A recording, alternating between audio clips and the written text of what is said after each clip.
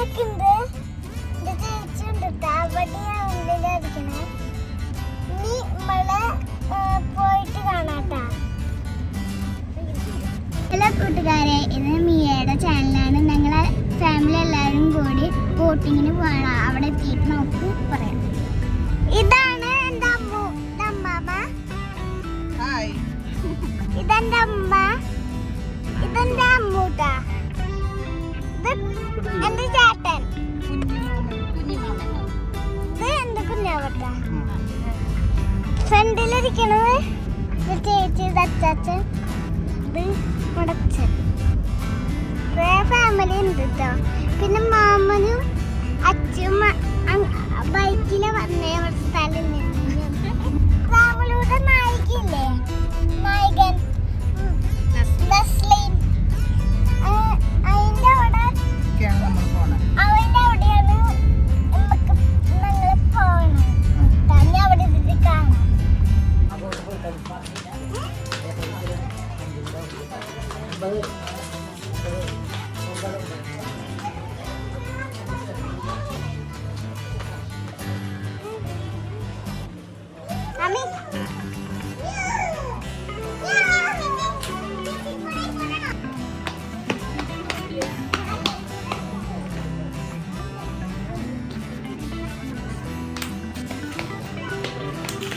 കുഞ്ഞിനെ പിടിച്ചോട്ടാ.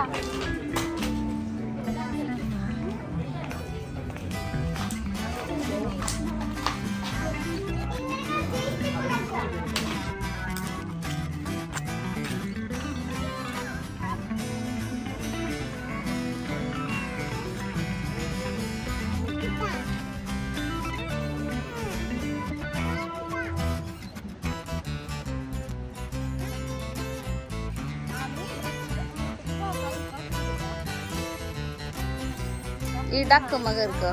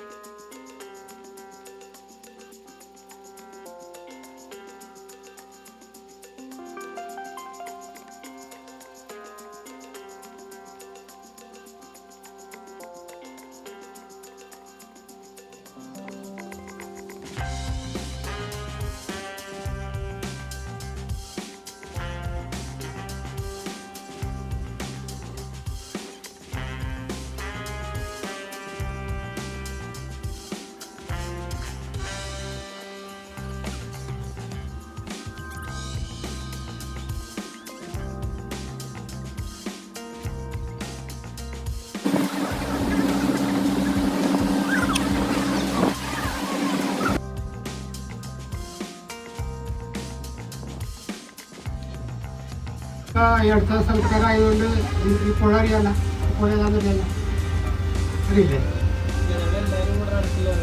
എന്നാലും ഈ പുഴയെ കുറിച്ച് കേട്ടിട്ടുണ്ടാവില്ല. ഇത് പറഞ്ഞത് ചാലക്കുടി പുഴ വന്ന് ചേരുന്നതും ഈ പുഴ തന്നെ. ഇത് പെരിയാറാണ്. പെരിയാർ എന്ന് പറഞ്ഞാൽ തമിഴ്നാട്ടിലെ ശിവഗിരിക്കുന്നിൽ നിന്ന് ഉത്ഭവിച്ച് 246 കിലോമീറ്റർ സഞ്ചരിച്ച് അറബിക്കടലിൽ ചേരുന്നത്. അപ്പോൾ നമ്മൾ അറബിക്കടലിൽ ജോലി ചെയ്യുന്ന സമയം അഴിമുഖം സീമോത്ത് വരെ നമ്മൾ പോകും. കടക്കാൻ പറ്റില്ല. ഇത് മാറി തിരിച്ചു വരും. അത് നമ്മൾ ഒരുപാട് തിരിച്ചു വരും. പതിനെട്ട് പാർക്കോ ഡാൻസോ എല്ലാം അപ്പോൾ ഒറ്റമൂട്ട് എന്തെങ്കിലും കണ്ടില്ലേ? 2 കോടി ആളുകൾ കോട്ടയത്ത്.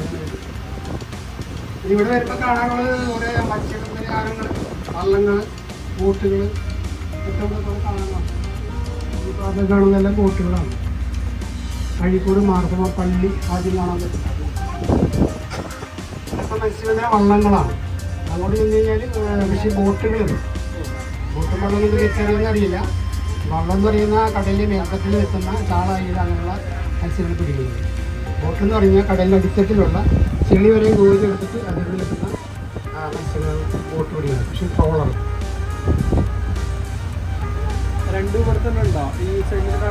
ഈ കാണുന്നതെല്ലാം വള്ളങ്ങളുണ്ട്. വള്ളമണി കാണണം കേട്ടോ.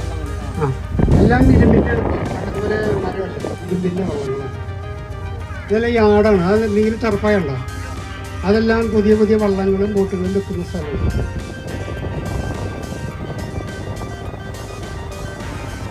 ഈ കാണുന്ന ബോട്ടുകളിൽ തത്തമസ്യം ചെയ്തിരിക്കുന്ന വള്ളമാണ്. അതിന് ചേര കെട്ടിയിരിക്കുന്നത് 2 ഫിഷിംഗ് ബോട്ടാണ്. അതെന്നുള്ള വ്യത്യാസം അതാണ്. വള്ളങ്ങൾ ഓരോ ദിവസം രാവിലെ പോയാൽ വൈകുന്നേരം തിരിച്ച് വരും. ഫ്രഷ് മത്സ്യങ്ങളായിരിക്കും. മറ്റത് അതിൻ്റെ കപ്പാസിറ്റി അനുസരിച്ച്, സ്റ്റോറിൻ്റെ കപ്പാസിറ്റി അനുസരിച്ചിട്ട് 10-15 ദിവസം വരെ കടലിൽ കിടന്ന് മത്സ്യബന്ധനം നടന്നു. ഇതൊക്കെ വരില്ല. പുതിയ ബോട്ടുകളൊക്കെ വെക്കുന്നുണ്ട്.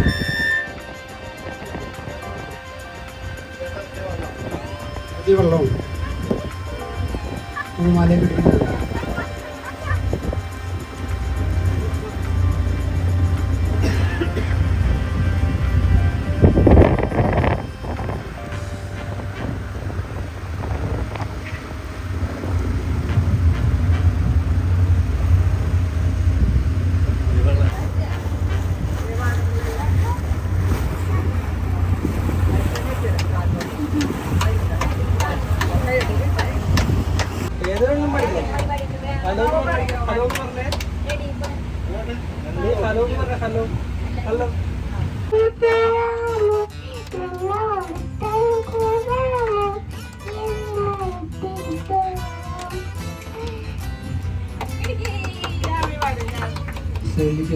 ബോട്ടോടൊന്നാണ് മാർത്തോളം പള്ളി.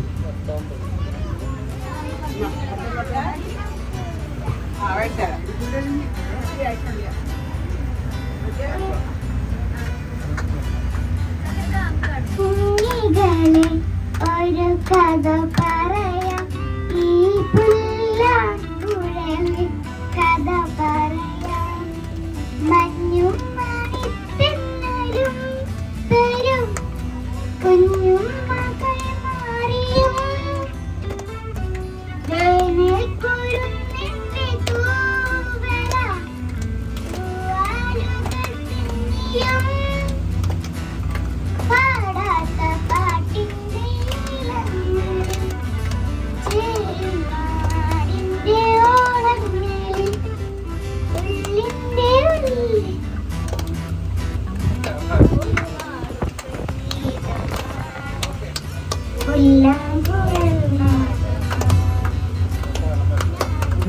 പാലത്തിൻ്റെ പണിയാണ് നമ്മൾ നേരെ കാണുന്നത്. പുതിയ പാലം വരുന്നതിന് കുറ്റിയിൽ സ്ഥാപിച്ചിരിക്കുകയാണ്.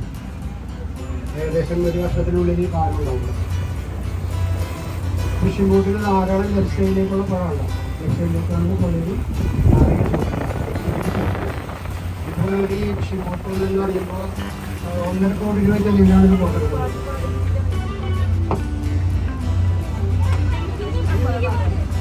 അതെല്ലാം ഫിഷിംഗ് ബോട്ടുകളാണ്. ഇപ്പുറത്താണ് വള്ളങ്ങളാണ് ഈ കിടക്കുന്നത്. ഇതെല്ലാം വള്ളങ്ങൾ.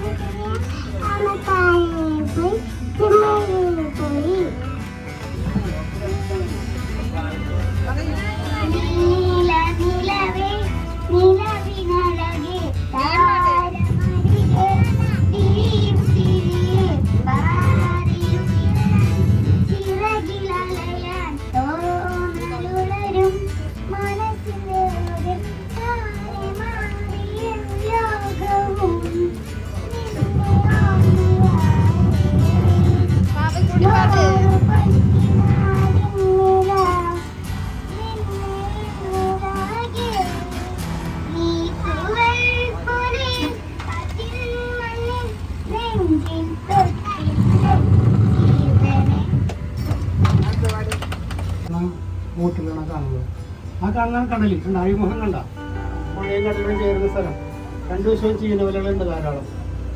മത്സ്യത്തിന് കഴിഞ്ഞാൽ ബോട്ടിലാണത്. അതെല്ലാം ഇത് ഹാർബറാണ്. Phishing harbour. ഹാർബർ എന്ന് പറഞ്ഞാൽ ഇന്ത്യയിൽ വെച്ച് 2ാം സ്ഥാനമാണ്. ഏറ്റവും 1ാം സ്ഥാനത്തേക്കാണ് ഗുജറാത്തിലാണ്. 2ാം സ്ഥാനം വരുമ്പോൾ ഈ ബോട്ടിലെല്ലാം ഇവിടെ നിന്ന് ഇറങ്ങി കഴിഞ്ഞാൽ വെളുപ്പിലാണ് കച്ചവടം നടക്കുന്നത്. ലക്ഷങ്ങളുടെ കച്ചവടം ഒരു ദിവസം നടക്കുന്നത്. വെളുപ്പിൽ 2 മണിക്ക് സ്റ്റാർട്ട് ചെയ്ത് രാവിലെ 8 മണി 10 മണി വരെയൊക്കെ കച്ചവടം ഉണ്ടാവും. അപ്പോൾ ബോട്ടിൽ വന്നുകൊണ്ടിരിക്കുകയും ദൂരെ കാണുമ്പോൾ ചെറുതായിട്ട് കാണും ബോട്ടിൽ. ഇതൊരു ഡോൾഫിൻ പോയിന്റ് കൂടെയാണ്. ആ ചീനവരോട് നിൽക്കുന്ന ഭാഗം നമ്മൾ അവിടെ വരെ പോവുള്ളൂ. ഡോൾഫിനെ എപ്പോഴും കാണാറില്ല. നമുക്കിവിടെ കുറച്ച് ഭാഗ്യം വേണ്ടിയ സ്ഥലം കാണാറുണ്ട്. ഞങ്ങൾ ട്രിപ്പ് പോയി വന്നാണ്, ഒന്നും കണ്ടില്ല. ഭാഗ്യം ഉണ്ടെങ്കിൽ ചിലപ്പോൾ ഒന്നോ ഡ്രസ്സും കാണാൻ പറ്റും.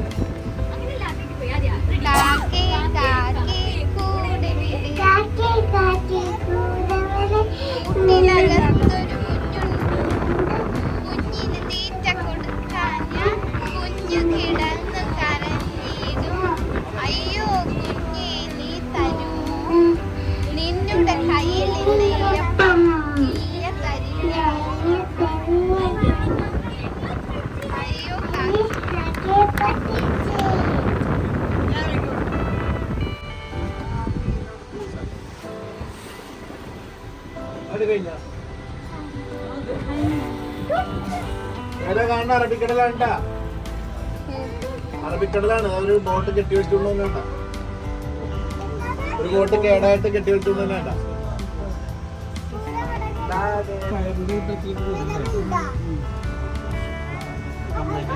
ആ പുറയിലെ ബോട്ട് കേടായിട്ട് കെട്ടി വെച്ചു.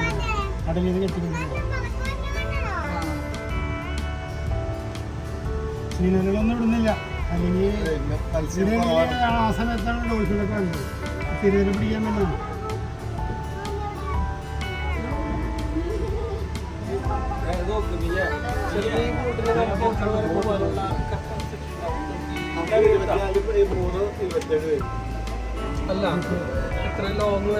ലോങ് നമുക്ക് എന്തോരം വേണമെങ്കിലും പോകും. ഉൾനാടൻ ഇല്ലാണ്ട്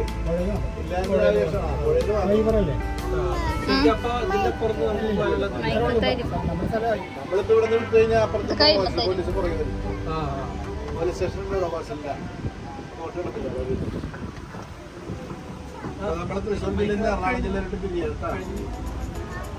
പട്ടിപ്പാടുന്നോ മീൻ പാടാനാണോ? ആണോ?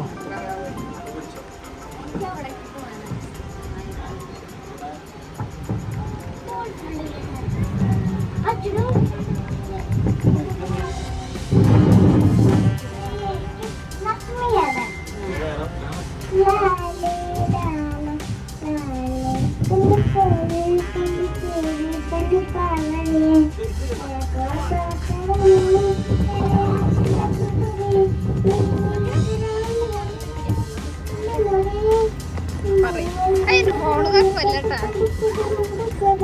ഒന്നുകൂടി പറയാം.